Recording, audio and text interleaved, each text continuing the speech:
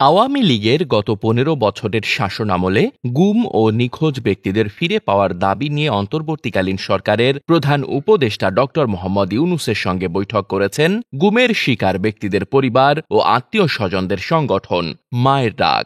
মঙ্গলবার রাতে রাষ্ট্রীয় অতিথি ভবন যমুনায় মায়ের ডাকের সদস্যদের সঙ্গে বৈঠকে বসেন প্রধান উপদেষ্টা, যেখানে সংগঠনটির সমন্বয়ক সানজিদা ইসলাম তুলি সহ কয়েকটি পরিবারের সদস্য উপস্থিত ছিলেন।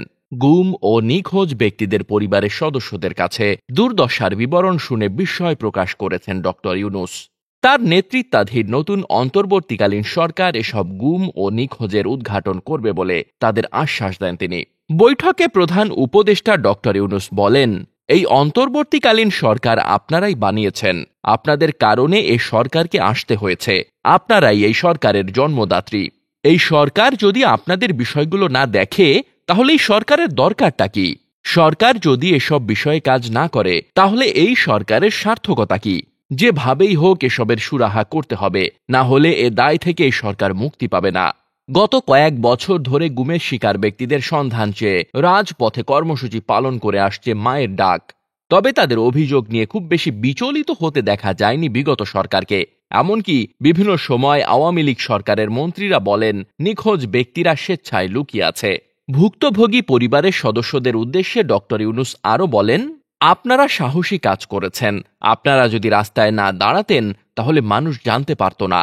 মায়ের ডাকের আহ্বায়ক সানজিদা ইসলাম নিজেদের দুর্দশা তুলে ধরে বলেন, আমাদের পরিবারের সদস্যদের গুম করেই ক্ষান্ত হয়নি, বিভিন্ন সময় নানান সংস্থার লোকজন অনেক পরিবারকে হয়রানি করেছে।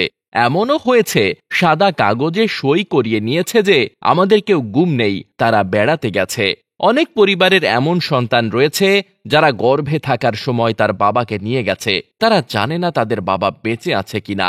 অনেক নারী জানেন না তিনি বিধবা নাকি তার স্বামী বেঁচে আছে।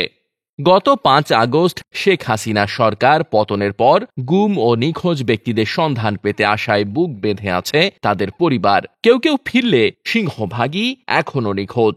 প্রধান উপদেষ্টাকে ভুক্তভোগী এক নারী বলেন, ৫ আগস্ট সরকার পতনের পর যখন বিভিন্ন জায়গা থেকে গুম হওয়া ব্যক্তিদের ফিরে আসার তথ্য প্রকাশ হচ্ছিল তখন আমাদের মনে আশার সঞ্চার হয়েছিল।